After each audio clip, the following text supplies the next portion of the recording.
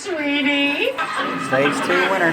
Into the corner like I would like it, freed up that run. Chastain right in front of him, so the rubber buildup on the top of the track is really hurting us. I cannot be any looser than I was on that run, Kim. Chase Briscoe on the bottom of the screen. Stage points accrued in both stages. Goal accomplished. She said the steering's killing me. Dead center of the corner. Feels like a hydroplane's just really tight. They made a chassis adjustment. 4 tires, Sunoco fuel. Dave? 3 stage points for Austin Dillon. He's now out by just 1 as they run. Same adjustment direction. His steering is getting a little catchy. Dillon. Alex Bowman will pit. He said he didn't have a great feel for what the car was doing because he's battling not only a steering issue, but a brake shake issue. They'll pit here and take 4 tires and fuel as well for Bowman. Rick, if steering was your drinking word, you're not going to make the second half. I'm just letting you know. It's going to be a long night.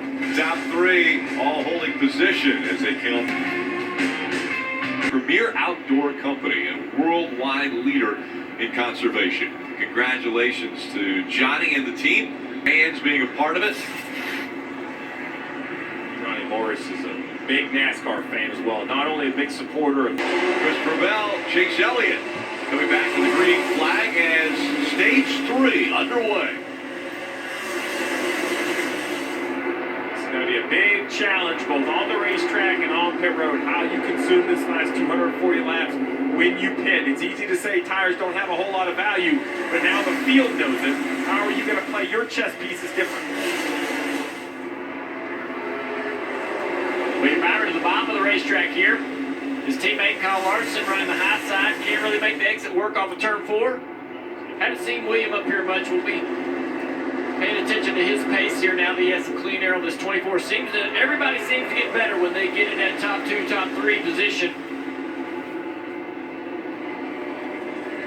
Big run on the 5 as he's going to go to the outside trying to get by William Byron. Right on the corner of your screen, you saw the 12 car Ryan Blaney pulling back out on the racetrack to rejoin the field. Blaney scored 148 laps down. Yeah, so with 238 left to go, if somebody had a wreck right now, he could catch him. Plus, with Wallace, Gibbs, Trex out, I believe those points are available. Marshall to the outside here. Second place. That second spot as Byron continuing to run the bottom of the racetrack, and Larson on the outside clears him for second. Williams going to go to the top, try to find that speed the 5 car has up there. Now here comes his teammate Chase Elliott to the inside. Chase working that Hoosier Chevrolet on the bottom of the racetrack in turn 3 and 4. Great shot off the nose. Xfinity camera giving us this great shot from Chase's car down in the corner. Watching both his teammates work 2 different lines around this racetrack. Pretty cool to see Chase Elliott just wrap that line. Old school Bristol, he said as a kid, this was the track that made him want to be a race car driver. Well, that's the line that he watched. That's what he watched his dad do. That's how he used to win races here. And he's trying to make this pass. Unsuccessful so far, and it's allowed this 4 car Harvick to close in. Again, he's going to have to be defensive. He jumps up in that outside line to try to take away any kind of momentum from the 4 car, but eventually Harvick's going to try to get on that right side. Elliott's going to defend that by going to the top. Now remember, the 4 and the 9 a year ago got into each other. Harvick in a must-win situation. He's going to do anything he can to advance into the round of 12. Harvick gets the position. Now he's going to go to the bottom of the racetrack, turn 3 and 4. He's trying to catch this 24 car here. There was the contact between the 2 a year ago. And issues for the 18. He's into the wall. Kyle Busch, below the cut line to start the race. He was above the cut line. All right, you're good now. And that looks like that's an engine. Yeah, I was going to say, that's out of both headers right there. So that does not look like, oh man, is that water I see pouring out? 4 tires. 4 tires. 4 tires. There's no 4 tires. That man is not coming to see you, and you hear the crowd. You either love him or you hate him. You see the fans with the M&M's gear and the 18. There's a lot of rowdy fans out there, but this is not what they wanted to see out of Kyle Busch. Out of the race car, out of the race, and more than likely, he's going to be out of the playoffs. Remember, guys, he had an engine failure at Darlington. Yeah. A race that looked like he could win, right? Yes. And it's just failure. Oh, yeah, you see we call that yoo-hoo. When the water and oil mix, that's a major internal failure on this engine. Smoke rolling out. of the 18, and the night is over for Kyle Busch, the an last 8-time winner here at Bristol. Guys, I know you can have a failure anywhere, but without shifting, and I haven't That's seen Kyle it. Busch and M&M's chances at a championship with M&M's and Joe Gibbs. That's the last hoorah. An engine With a failure, bang. right? The cycles on the engine are. Kyle really Busch came in off 2008 with this team with the bang. Kyle Busch With winning never races, has been eliminated comes out. from this round With a bang. ever in his career. A 2-time champion, and now out of the playoffs. And think about the week. Think about the week that Kyle Busch has had. All summer, contract.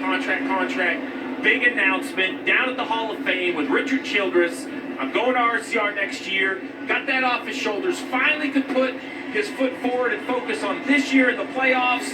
And now a second engine in this round, I agree with you, will perhaps end the 18's chances of moving forward. You would think so, but This is 2022. Yeah. And look at all the failures already this year. This race. He's mad. This He's has going been about around. a race of attrition, and why is it going to get any better?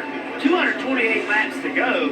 Why are all of a sudden cars going to stop braking? So, yes, it does not look good for Kyle Busch at all, but who knows what can happen here. And that's a small little thing right there. Right? So it's Marty doing a great job chasing him down. He is very focused, but when he saw, James Small, I know that sounds silly, but that's someone you You gotta go and cry teammate, now. right? Whatever information he needed to give or Oh, whatever. man. That just shows that while Don't miss the premiere of Quantum Leap. That's Monday at 10, 9 Central on NBC and streaming next day on Peacock. I'm sure Kyle Busch would love to be able to change the past as the engine expires for him, and potentially he could be out of the playoffs. So we said potentially in the under break, we kind of talked about it. Dale Jr., you guys brought up a great point over there. Kyle Busch is currently out in 5th, but look who's above him. Reddick and Briscoe, even Suarez. Suarez on the racetrack running 13th. He could lose 11 points. Briscoe having a decent run, but he's a 17th. He could lose 9 points, and Reddick, only +5, could lose as well. So it is definitely not over for the 18. The other 3 cars in front of him have to finish off these nights. Also, one thing's learning is Blaney's back on track, so he will probably pass Kyle Busch. Yeah, with 224 laps to go, if he's able to finish all of the laps, he's only 150. Backstretch. What huge wreck. Multiple cars. There's Lining Suarez. up in turn 3. Suarez. 99's in it, guys. Suarez, a part of it. Yeah, we just talked about that. Oh, the 88 done blew up. Advanced, and he's going to feel good Okay. about it because his car is smoking Come on, through the hood. Hustle over here. 99 is a good tire. Wait, Look at the guys. bubble now. The Boy, 8's on fire pit road. extinguisher possibly. Just those. Or no, it might be power Quick steer changes fluid on there. both Yep, the as line. quickly as that happened. Somebody got turned about halfway down the backstretch, guys. Who was the first one? Suarez is loose. 16 All night he's loose. been loose. 16 Corrects is it. loose too. Gets behind on the steering, gets into the side of Stenhouse. Just nothing he could do. Todd Gilliland coming into it. The Briscoe 14 barely just stuck cleared it, by. yeah. Yeah, Rick. Wow. Austin Dillon there as well in the 3. The one thing I'll say, though, is we've seen these cars get beat up, and they take a lot of hits. And as long as you can keep that toe link Oh, straight, the except for 8. damage to the right front there on the 8. Yeah, Reddick, A lot of damage. right front damage. We'll see They had how to say bad that something. is. It's just jinxing, man. Body cosmetic. They had to say something. Just a 38. Oh, you got the wall a little bit too. Up in the dirty. Easy here, get low, stay in it, go back down. Back in the I You're give good. him a lot of credit for hanging on that thing as long as he did, because he's had his hands full all night. Check him, low, in the middle, keep coming. Look at the damage here to the 8. This is Reddick. Yeah, the body damage is certainly not going to help him, but the biggest concern is the suspension damage. What's hurt? That tire is okay. I couldn't tell if it was still tight or not on. All right, so the toe link's kind of right there. Looks like it's in one piece. Best I can tell. Got a couple wrenches out. Where's he going to go to work here? That's the toe link you just grabbed. It's broken. Oh, look at the 3 car. The left front is. Oh. Pointing the wrong All way. right, look, we got the kit out, guys. Look at this right here. We got a little tool kit. We practiced this at the shop. We have talked about this. It looks like we have can't tell. Oh, yeah, that's a whole upper control arm and a piece of foam. We talked about this in the production meeting. Who is going to practice more than just pit stops? We're getting ready to There see. we can go, man. Gotta get it out there. There's RC. We just got to get it out there. These mechanics know it. That's an entire upper control arm assembly. 10 minutes to do this, Steve, right? Yeah, NASCAR made the adjustment in the playoffs. The teams requested, and I think this was a good adjustment. The idea of the damaged vehicle was to not eliminate cars that could return, so they extended from 6 to 10 minutes because this car just seems to take a little more time, Dave. Richard Childress on the radio, as you heard, both of his cars involved in that, as Austin Dillon described it. Sorry, guys, that all happened in a big old hurry, and yes, it did. Damage to both of these cars. Now, we'll see what they can do. You look at on the left, you see the playoffs as they run, both Dillon and Reddick just a little bit below, but we also saw how long Blaney spent fixing his car earlier. They'll try to get this done in 10 minutes. Steve, you pointed it out earlier. Go get to race pace again, and then the clock is no longer an issue. They can work on it the rest of the night when they want to. Yeah, but race pace, unfortunately, here is 17.53 seconds. That's about a second and a half, a little under 2 seconds faster than you run on new tires. I've never run a lap at Bristol, but guys, I can't imagine 17 seconds is easy to accomplish with something broken on your race car. We have to at least get the car off the racetrack and the tires pointed in the right direction. There's RC looking on. Both of the RCR cars on pit road, like worst case scenario. A year ago, they battled and couldn't seem to get two in. This year, they got both of them in, and now here they are, both below the cut line. Austin Dillon and Reddick continue to fall. Kyle Busch, we know he's not moving. He's blown up. Yeah. +4, currently in 12th. Okay. We still have 219 laps to go, but playoff driver issues already. And it started early. Austin Cindric with some tire issues. A couple more Fords are going to have problems. Thought this was going to be the theme of the night. Boy, were we wrong. Denny Hamlin, a little bit later, he had a right front tire go down. Kyle Busch, smoke came out of the bike's never good. Blown engine looked like for him. And then a huge wreck down the back straightaway with multiple playoff drivers involved. One thing we didn't cover there that has been another. I heard Richard Childress there there to himself. He looked at the time clock and said he got 5 minutes left. And a lot of playoff drivers. Earlier, Bristol just doesn't seem like a place that you would have an engine issue.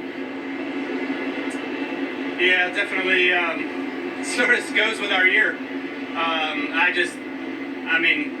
don't even know what to say. I'm flabbergasted. I just feel so bad for my guys. I mean, they don't deserve to be in this spot. You know, they work too hard. We're too good of a group to be this low down on the bottom and fighting for our lives just to make it through. But 2 engine failures in 3 weeks, that'll do it to you. So, really feel bad for all of Rowdy Nation, everybody at M&M's. It's just Interstate Batteries, Rowdy Energy, all the partners that get us going every week. I mean, man, this is not our normal. As we go green here, Kyle, will you hang around to see if you do make it to round 2 here? If I get done with my media obligations and NASCAR releases me, I'm going to the house. I got kids at home. All right, we're back green here at Bristol, but right now, above the cut line, +6. We'll have to see. Bummer, we had a really fast Alex Camaro, capable of running in the top 5 all day, but it sucks when you lose power steering. It's hard to overcome that at a place like Bristol, and I think we still would have ended up okay. Just did the safe thing to stay out for stage points, and at least we're locked in the next round. Steve, the 8, looks like he made minimum speed. He did, so he's coming back on pit road now to continue some more repairs because the damaged vehicle clock no longer exists. But in the situation, you see it on the left side, 147 laps. We said it could go 160. They've had some yellows, probably 170, 175. 25 laps, 16 seconds a lap. It's counting down quick. They just don't want to get caught after coming to pit road on their stop, and if some caution comes out and they get caught a lap or 2 down. Fuel. By the way, Steve, they were plenty good on fuel. I'm not going to give away their number, but it wasn't a concern at all. Larson Bell swapping a spot on pit road. Larson, Elliott, and Chastain have all clinched a spot in the next round.